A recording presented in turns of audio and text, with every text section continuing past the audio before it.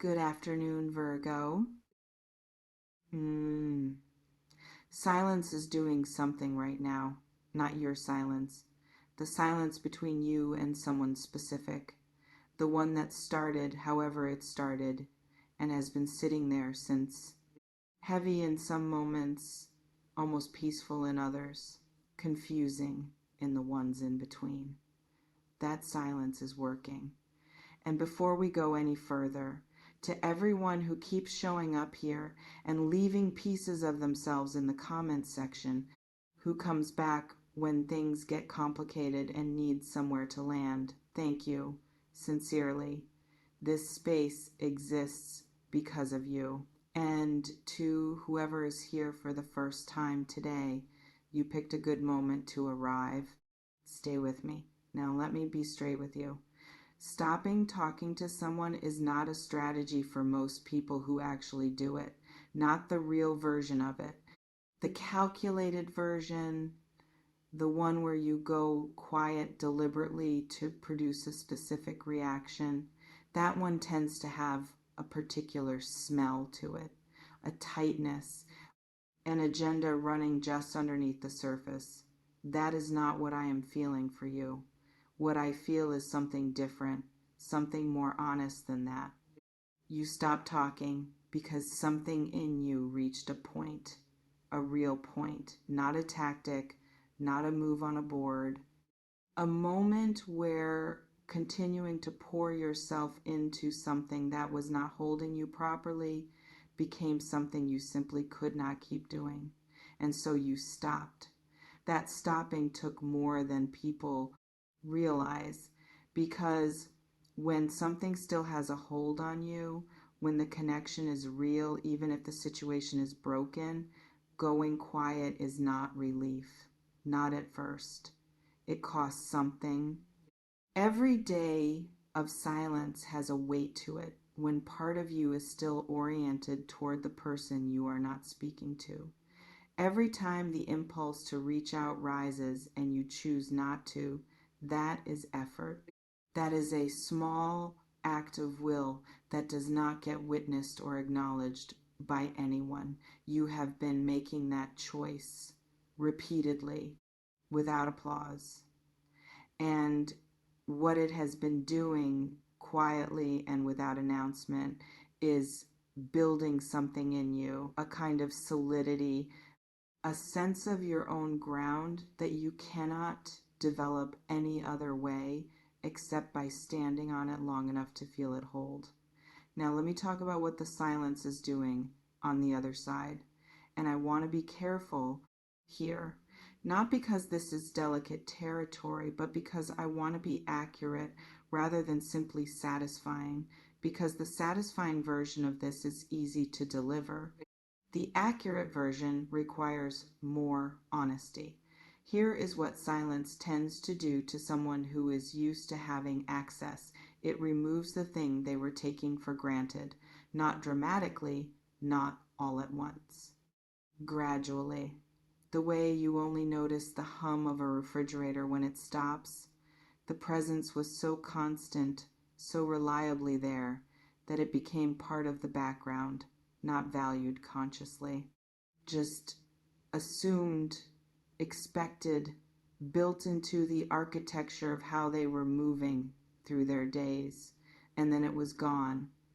And absence, real absence, the kind that does not check in and does not soften and does not give the small reassurances that kept everything comfortable, that kind of absence has a clarifying effect on people. It makes them feel the shape of what is missing, not in a vague general way, in a specific and personal way, the exact dimensions of the absence. What it feels like to not have that particular presence available, what it is like to reach, even unconsciously, for something that is no longer there. That feeling, it tends to produce something in a person, depending on who they are and where they are and what they are willing to be honest with themselves about. It might produce clarity. the kind that comes from finally feeling something fully rather than managing it from a distance. It might produce discomfort, the low hum of something unresolved that will not quiet down no matter how much noise they put around it. It might produce, in some cases, a kind of restlessness, an inability to settle, a quality of mind that keeps returning to the same place no matter how many times they redirect it. What I sense for your specific situation is that something along those lines may be happening. But here is the part I really want to land with you today. That is their experience, not yours. And the most important thing about this entire situation is not what is happening in them. It is what is happening in you, because you did not go silent to produce an effect. You went silent because you needed to, because your own well-being required it, because something in you had reached a point of clarity about what you were and were not willing to continue absorbing. That clarity is yours. It belongs to you, independent of anything they feel or do not feel, decide or do not decide, say or do not say. And that is actually the most powerful thing about it. Power that depends on someone else's reaction is fragile. It lasts only as long as the reaction does. It requires constant monitoring. It creates a particular kind of anxiety that masquerades as strength but is actually the opposite of it. Needing them to suffer in order to feel like the silence was worth it is not power. That is still being controlled by them, just from a different angle. Real power is quieter than that.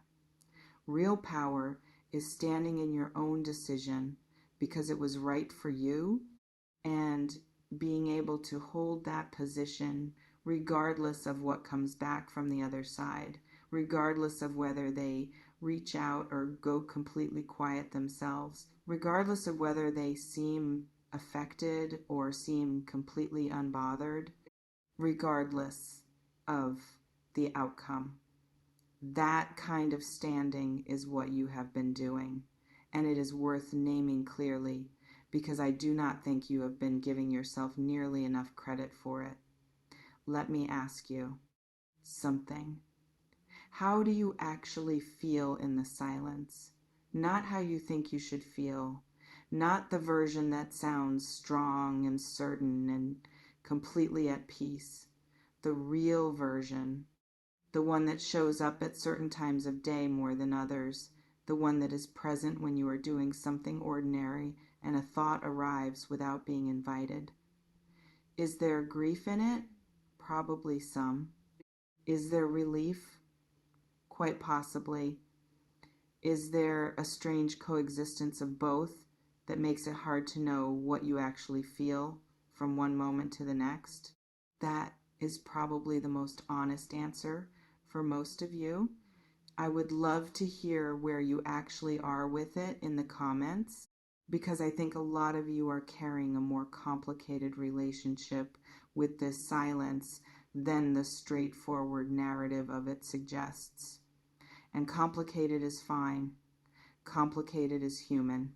Complicated is what happens when real situations involve real feeling. Now, the driving crazy part. I want to address this directly because it is right there in the energy of this reading, and pretending otherwise would not serve you. Something about your absence seems to be unsettling for them.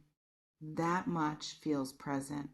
Whether it rises to the level of driving crazy, whether it is that acute or that consuming for them, that I cannot say with certainty. I will not exaggerate what I sense in order to give you the rush of feeling like you have that kind of effect.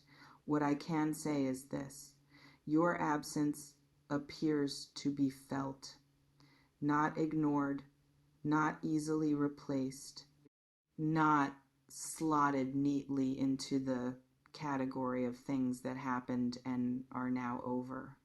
Something about the withdrawal of your presence seems to be producing a quality of unease on their end that was probably not fully anticipated, and that is information worth having, not as ammunition, not as proof of something you can use, but as a grounding in the reality that what existed between you was real enough to leave a mark when it stopped. Real things leave marks. Now, here is the practical question underneath all of this. The one that actually matters once you get past the initial satisfaction of knowing the silence is landing. What do you want? Not what would feel good in the short term. Not what would relieve the discomfort of the situation fastest. Not what would give you the hit of being reached for or chosen or validated after all this time. Those things are understandable, they are human, but they are not the same as what you actually want for your life and for this connection in the longer run. What do you actually want? Because the silence has created space, and space, genuine space, is one of the rarest and most valuable things available to any of us. Not comfortable space, not easy space, but honest space. The kind where the noise of constant contact and reaction and management and accommodation is gone, and what is left is just the truth of how you feel about something when you are not in the middle of managing it. Use that space, not to plan, not to strategize about what comes next or how you will respond when they reach out or what position you will take when the silence eventually breaks, but to actually feel in to what you want, what this connection has been for you, what it has cost you, what it has given you, what version of it, if any, you would be willing to step back into and under what conditions. Those are real questions. They deserve real time and real honesty.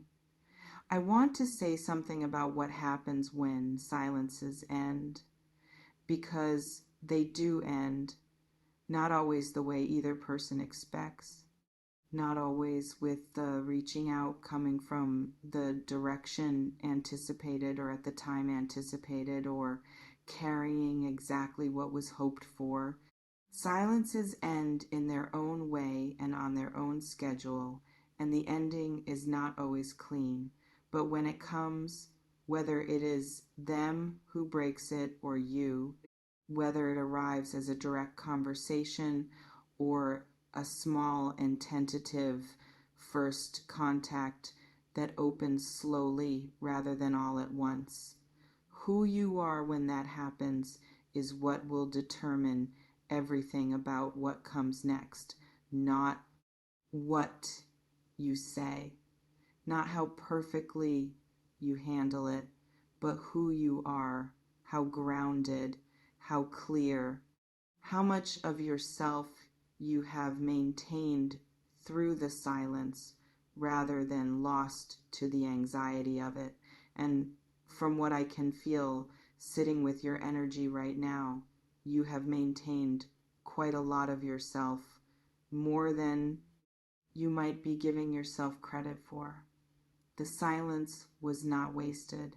Even the hardest days of it, even the days where it felt less like strength and more like just barely holding on, even the days where you almost broke it because the not knowing was louder than the knowing, none of it was wasted. It was building something quietly without showing its work, the way real building tends to happen, not dramatically, not visibly, but solidly, layer by layer, day by day.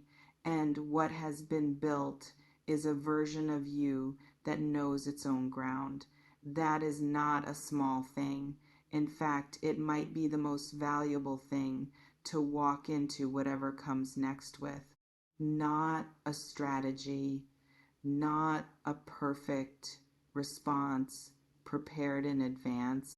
Just your own ground, solid under your feet, clear in your body, available to you regardless of what arrives from the other side.